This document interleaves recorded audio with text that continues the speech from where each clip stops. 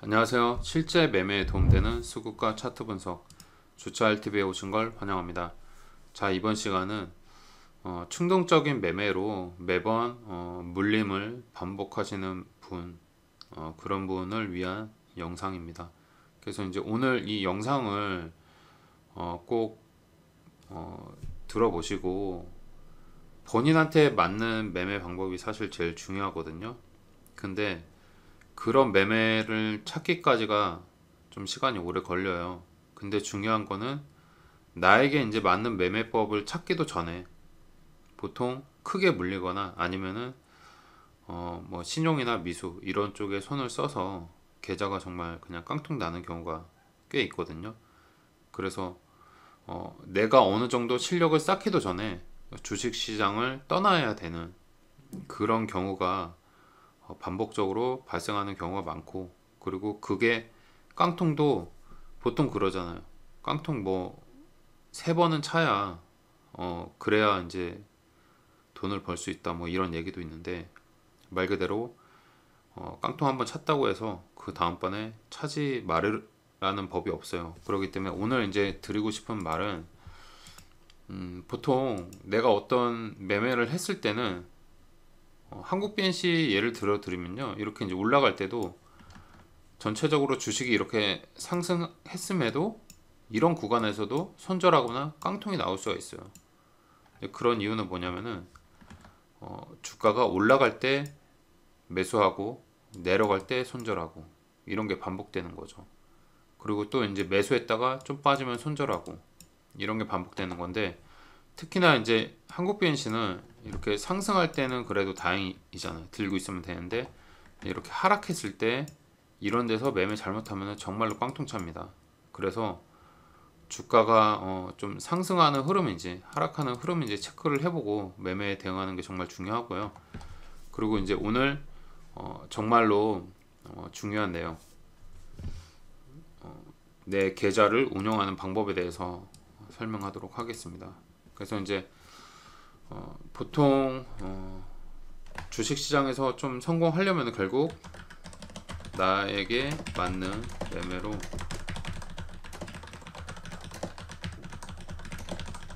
나에게 이제 맞는 매매를 찾아야 되고 그 매매로 꾸준하게 매매 실력을 키워 나가야 돼요. 근데 여기에 가장 걸림돌이 되는 게 뭐냐면은 성급한 매매죠. 그러니까 내가 갑자기, 그러니까 보통 그날에 다음날 매매 종목을 전날 찾거나 아니면 내일 꼭 이 종목은 매매 안 하고 다른 종목 나오면은 그 매매 해야지 했는데도 막상 장중에 매매 안 해야지 하는 종목이 올라가기 시작하면은 그걸 추격 매매 해가지고 거기서 물려버리고 다른 종목이 원래 보려던 종목이 올라가고, 그래서 이제 이게 반복되죠. A, B가 있으면은 원래는 B를 매매 안 하려고 그랬는데 이게 올라가니까 추격 매매 했어요. 근데 여기서 매매하니까 계속 떨어지는 거예요. 떨어지고 나서 일단은 반등 기다리고 있는데 B 종목이 이때 올라가기 시작하는 거죠. 그러면은 최저가에 손절하고 A가 올라가기 시작하는 거죠. 그러면 B를 최저가에 손절하고 A 들어갔어요. 그럼 A는 또 빠지기 시작하고 B는 이제부터 올라가서 막 올라가요. 여기서 이제 미쳐버리면은 B 손절하고 다시 여기 들어가면은 이건 또 내려가는 거예요. 실제로 단기 매매를 자주 하시는 분은 이런 경험이 있을 거예요. 웬만하면. 왜냐면은 이때는 멘탈 나가거든요. 그래서 내가 나를 통제를 할 수가 없어요. 그래서 결국에는 이런 부분을 좀 강제적으로 막아야 돼요. 저는 이제 그렇게 생각을 해요. 내가 이거를 고칠 수 있으면은 이미 그렇게 고치기 전에부터 그런 방향으로 나아가고 있었어야 됐어요. 근데 지금도 그게 안 된다고 하면은, 이런 성급한 매매 그리고 물림이 반복된다고 하면은 결국은 이거는 고치기 어려운 거예요. 그러면 이걸 인정을 해야 되죠. 내가 이 부분을 인정을 하면은, 자 그러면 이걸 어떻게 개선을 해야 되냐. 결국에는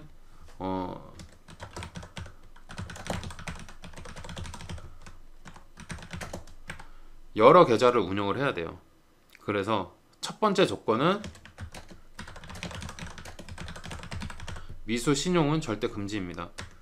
미수 신용은 아무리 주식을 잘하는 고수여도 크게 수익이 나고 안정적으로 수익 나는 고수여도 결국에 어느 순간 미수 신용 때문에 한 방에 무너져서 시장 떠나는 경우도 꽤 있거든요. 실제로 이제 실전 투자 대회 우승한 사람도 미수 신용 잘못 써가지고 다 날려먹고 그냥 떠나간 사람도 있어요. 그렇기 때문에 절대로 미수 신용은 하시면 안 됩니다. 특히 이제 돈도 빌려서 하면 안 되고, 이게 이제 첫 번째 매매 원칙이 돼야 돼요. 정말 이거는 무조건 평생 갖고 가야 됩니다. 그래도 이제 선물 옵션 이런 데서는 깡통을 떠나서 내가 빚을 질 수가 있잖아요. 그래도 이제 주식에서는 최소한 내가 가지고 있는 돈에서 빚은 지지 않아요. 근데 이제 미수신용을 쓰기 시작하면 또 얘기가 달라지죠. 그렇기 때문에 절대로 미수신용 쓰시면 안 됩니다. 이게 이제 첫 번째 조건이고, 두 번째는 여러 가지 이제 매매 기법이 있어요. 그래서 매매 기법을 이제 좀 적어드리면 대략적으로 낙폭과대가 있을 거고요. 그리고 외국인이나 메이저라고 쓸게요. 메이저 매수 종목, 외국인이나 이제 연기금 종목이죠. 그리고 급등주, 테마주, 급등 테마주가 있을 거고, 그 다음에 이제 어떤 쌍바닥 패턴, 그리고 박스권 패턴이 있을 거고, 그리고 추세 매매. 뭐 대략적으로 한 이 정도 될 것 같아요. 단타나 이제 이런 거 제외를 하고 대략적으로 이제 이 정도에서 뭐 변형되거나 왔다 갔다 하는 매매들인데, 그래서 이제 이 부분을 계좌를 여러 개를 만드셔 가지고요. 그런 계좌를 내가 그 중에서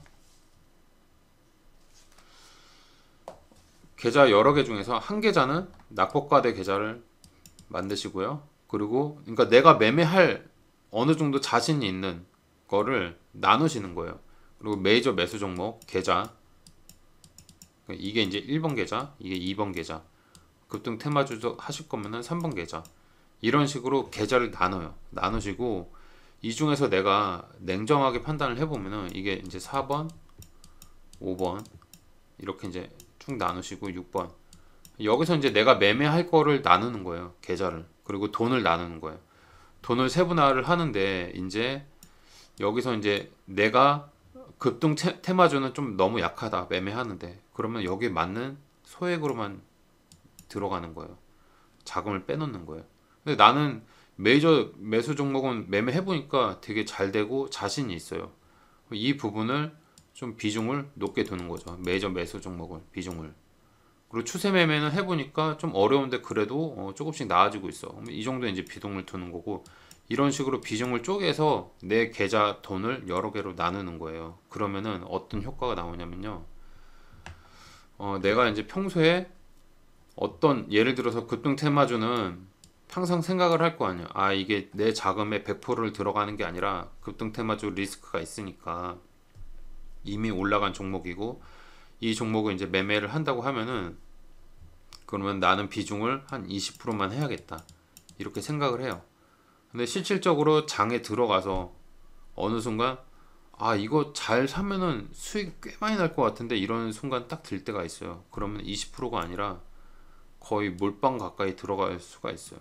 근데 장 끝나고 나서 후회하죠. 그리고 이미 손해는 보고 있고. 그래서 이게 이제 매매가 꼬이면은 다음 날이나 이제 그 다음 매매를 할 때 여기서 본 손해를 메꾸려고 다른 종목이 이미 저항 구간에 다다랐는데도 조금만 더 올라가면 이 손해를 메꾸거든요. 여기서 못 팔아요. 결국 빠져가지고 이것도 손절 나올 수가 있어요.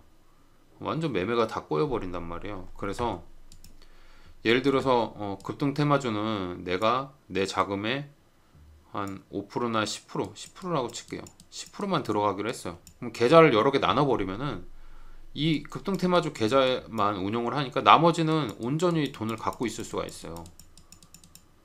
생각보다 이게 효과가 좋아요.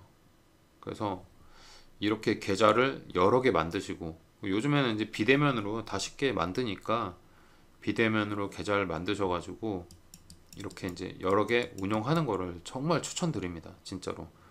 그리고 다시 말씀드리지만 미수신용은 절대 금지. 이건 평생 금지해야 됩니다. 이거는 어느 순간 깡통 찰 수 있다. 그래서 이 매매 이런 이제 계좌 운영 방법을 되게 단순한 것 같지만, 그러니까 실제로 이거를 지켜 나가다 보면은 정말 효과가 있어요. 특히나 진짜 충동 매매 못 참았던 분들은 이거 나누면은 정말로 효과 좋아요. 진짜 한번 해보세요. 근데 내가 이런 충동 매매가 심했어요. 예를 들어서. 근데 이렇게 해봤어요. 이렇게 했는데도 계좌 다 나눴는데도 그냥 이런 원칙대로 급등 테마주 계좌는 이것만 해야 되는데 다른 종목도 그냥 다 급등 테마주 매매를 해버린다. 이런 분들은 주식 매매 하시면 안 돼요. 절대로 이분은 매매하시면 안 됩니다. 이렇게 나눴음에도 불구하고 사실 이게 나누는 것도 되게 귀찮거든요. 돈도 옮겨야 되고, 그리고 돈 이미 매매한 사람은 또 돈을 빼려면 이틀 동안 또 매매도 못 하잖아요. 그러기 때문에 굉장히 귀찮은 작업이에요. 돈 나누는 것도.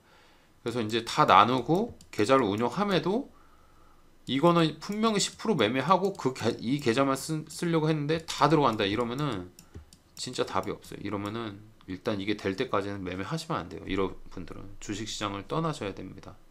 다른 데에 투자하셔야죠. 부동산이나. 그렇기 때문에 이거를 정말 지키기를 추천드려요. 그래서 이제 예를 들어서 낙폭과대 이제 종목 어떤 게 있었냐. 낙폭과대 같은 경우에는 한국 BNC도 낙폭과대였죠. 크게 낙폭했다가 여기서 반등 나오는 구간에 이제 먹고 나오는 거거든요. 그리고 또 직전 저점에 이탈했다가 다시 반등 나오는 지점에 먹고 나오는 건데, 보통 이제 제가 이것도 차트 분석했을 때 여기서부터 저항이 시작될 거라고 말씀드렸잖아요. 근데 이제 여기까지 이제 그 코로나 오미크론 관련해서 반등 나왔다가 이날에 급락해서 하한가까지 갔어요. 종가가 이미 이제 이날의 시간의 거래부터 빠졌거든요. 왜 빠졌냐면은 대규모 유상 증자를 했어요. 그렇기 때문에 낙폭과대 같은 경우는 이미 세력들이 다 팔아먹고 빠져나가는 구간이에요. 그리고 뒤에서 반등 나오는 것도 반등 이용해서 또 팔아먹고 이런 구간이기 때문에 리스크가 굉장히 있어요. 근데 본인이 해보면은 난 생각보다 낙폭과대가 잘 맞는다. 그러면은 여기에 리스크가 있기 때문에 냉정하게 판단해서 주식시장 끝나고 나서 돈을 나눌 때 내가 주식시장에서 오래 살아남고 정말 꾸준하게 이어가려면은 내가 아무리 이 패턴을 좋아해도 여기엔 리스크가 있으니까 어느 정도만 들어가자, 비중을 넣자, 이게 판단이 되잖아요. 그래서 낙폭과대 예를 들어서 뭐 5%만 하자 할 수가 있어요. 그러면은 이때 여기서 물론 여기 팔면 다행이지만 내가 잘못 실수 매매해서 고점에 사서 하한가 맞았어요. 그러면 이제 5% 물량에서 하한가 맞으면은 살아남을 수 있어요. 다른 데서 다 메꿔지기 때문에. 근데 이제 대신에 5%에서 하한가 맞았다고 해서 다른 데서 수익 난 거를 이 계좌에 집어 넣으시면 안 돼요. 그러니까 이 계좌는 처음에 넣었던 돈으로 수익을 꾸준하게 이어가는 거를 목표로 하셔야 돼요.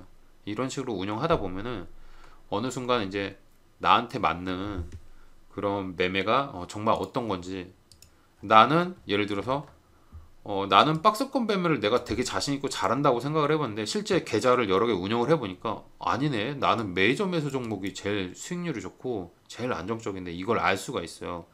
그러면은 이쪽에다가 자금을 더 많이 비중을 넣을 수가 있죠. 다른 데 좀 잘 안 되는 부분은 오히려 좀 빼시고 이게 이제 예를 들어서 급등 테마주가 수익이 좀 나다가 빠지고 계속 이런 식이라고 하면은 향후에는 이제 이쪽으로 많이 돈을 빼야겠죠. 이거를 뺐는데도 계속 빠진다. 그러면 아예 그냥 이건 매매 안 하시고 메이저 매수 종목만 쭉 가시면 되는 거예요. 이건 그냥 어차피 수익도 안 나고 여기에 이제 중독되면서 매매하는 거잖아요. 사실 매매도 손해도 계속 손해를 보다 보면 손해 보는 것도 중독이 돼요. 나도 모르게. 그러기 때문에 이런 식으로 계좌 운영하면 정말 좋아요. 그리고 또 급등주 이제 낙폭과대 이제 아난티 같은 경우도 최근에 이제 이렇게 많이 낙폭을 했고, 그리고 이거는 이제 제가 차트 분석을 올렸었잖아요. 1,400원부터 9,850원 라인에 이 사이 구간에서 가능하다고. 근데 이미 이제 올라가서 이제는 낙폭과대로 매매 불가능하죠. 그래서 이제 이런 식으로 낙폭과대가 또 가능하고요. 그리고 외국인 매수 종목은 예를 들어서 또 이런 종목이죠. SK텔레콤 같은 경우가 이때 보시면은 차트가 전체적으로 이렇게 수렴 상태인 상태에서 외국인이 꽤나 계속 매수를 했거든요. 특히나 가격이 크게 떨어지지도 않고 이런 어떤 파동의 형태를 그리고 외국인 매수가 들어온다 그러면은 결국에는 외국인 매수로 인해서 향후에 올라갈 가능성이 있거든요. 어떤 직전의 매물대를 먹으면서 이런 식으로 이제 돌파되면서 외국인이 크게 돌파시키면서 주가 올라간다는 거죠. 이런 게 이제 외국인 매수 종목이죠. 그러면 이제 내가 이제 여기서 얼마나 비중을 줄 건지 이것도 이제 본인 판단해 볼 수가 있겠죠. 그리고 이제 급등주는 위메이드 같은 경우가 또 급등주죠. 이런 종목이 완전한 신고가 상태에서 올라가는. 그리고 급등 테마주가 이제 위메이드 그리고 덱스터도 완전한 신고가 상태에서 거래가 터지면서 횡보하다가 11선 안 깨지고 결국 올라갔잖아요. 이런 식의 종목들이 급등주죠. 그리고 이제 쌍바닥 종목은 하이브 같은 경우에는 상장 초기 구간에 이런 쌍바닥이 만들어졌었죠.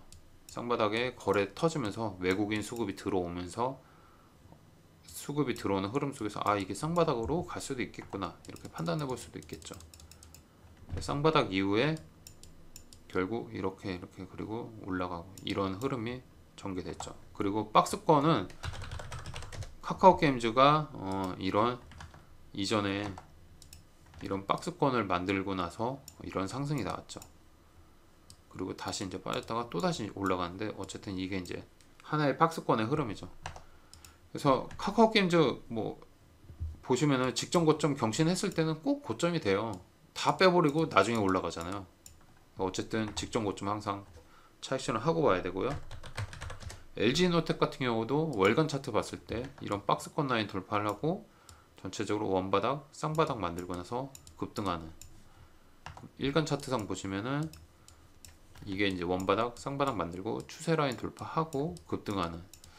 그래서 이제 이런 흐름이 박스권 패턴이고요. 그리고 추세 매매는 대표적으로 이제 에코프로비엠 이런 종목이죠. 이런 추세 라인을 계속 만들다가 여기서 이제 쌍바닥의 흐름 만들어지고 외국인 매수가 또 폭발적으로 들어오면서 아예 추세를 돌파해버리는 이런 흐름. 그리고 LNF 같은 경우도 이런 추세 라인 구간을 외국인 매수 들어오면서 돌파시켜 버렸죠. 이런 매매 패턴들이 있어요. 또 뭐 다르게 다른 매매 방법도 있지만 일단 이렇게 이제 간단히 보면은 이런 좀 매매 방법이 있다. 그랬을 때 결국 내가 이제 주식 시장에서 살아남으려고 한다면은 이런 패턴들 이거 이제 좀 적어 드릴게요. 지나갔던 패턴 중에서 낙폭과대는 아난티, 한국BNC. 아까 봤듯이 한국BNC 뭐 하한가도 나왔죠. 그만큼 낙폭과대는 리스크가 있어요. 급등 테마주는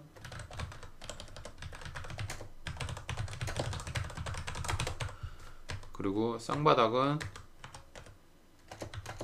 하이브, 박스권은 카카오게임즈, 추세 매매는 에코프로비엠. 이런 식의 이제 패턴들이 있단 말이에요. 근데 이제 이거는 제가 뭐 대략적으로 적어 놓은 거고 이제 본인이 나만의 매매 방법을 찾는 게 정말 중요하거든요. 그래서 주식은 뭐 남들이 쉽게 사서 뭐 쉽게 돈 번다 이렇게 생각할 수도 있겠지만 사실상 진짜 주식으로 돈을 버는 사람들은 그 일본에 BNF 있잖아요. BNF 같은 경우도 본인을 주식 오타쿠라고 그러잖아요. 한마디로 주식에 미쳐있는 사람이에요. 그냥 하루 종일 주식 차트 보고 연구하고 공부하고 그만큼 엄청 시간 투자를 많이 해야 된다고 생각을 해요. 저도 그렇게 생각을 하고 그렇기 때문에 저도 이제 평소에 차트를 정말 많이 보는 거고 그리고 예전에 차트들 다 정리해놔서 저는 주말에도 시간을 꼭 내서 다 봅니다. 그리고 노트에도 적어서 제가 부족한 부분들이랑 앞으로 꼭 놓치면 안 되는 패턴들 다 일일이 적어서 매주 이제 주말에는 꼭 그렇게 해요. 평일에도 차트 많이 보고 중요한 놓쳤던 차트들 다 정리해서 다 폴더에 정리해 놓거든요. 어쨌든 어느 정도의 노력은 필요해요. 그래서 이제 그 노력 속에서 내가 나한테 맞는 거를 꼭 찾으셔야 돼요. 찾아서 여기서 이제 또 한 단계 더 추가해서 계좌를 나눠야 돼요. 꼭 최소한 이제 저는 3개 이상, 3개 이상, 4개까지도 나누셔가지고 운영해서 내가 수익 나는 곳에 좀 더 집중적으로 집중을 하시고 그렇게 매매하시길 추천드립니다. 이렇게 되면 좋은 점이 내가 잘하는 매매를 할 때는 거기 집중하지만 내가 못하는 매매는 그냥 보내줄 수가 있고요. 나머지 시간은 그냥 쉬면 돼요. 그래서 예전에는 이게 갈까 말까 이런 고민을 해서 고민하다가 올라가기 시작하면 추격 매매 했으면은 지금은 내가 여기서 손해 보는 거 아니까 그냥 올라가면 내가 이건 약하니까 그냥 보내주고 내가 강한 쪽에만 나올 때까지 좀 기다리는 그런 습관이 형성이 되게 됩니다. 그래서 오늘 이제 거의 이제 텍스트로 이제 많이 얘기를 했는데요. 이렇게 이제 계좌를 나누셔가지고요. 나에게 맞는 매매로 꾸준하게 매매 실력 키우셔가지고요. 성공 투자 하시길 바라겠습니다. 자, 그러면은 오늘 여기까지 충동적인 매매 습관 개선하는 방법에 대해서 알아봤고요. 다들 시청해 주셔서 감사합니다.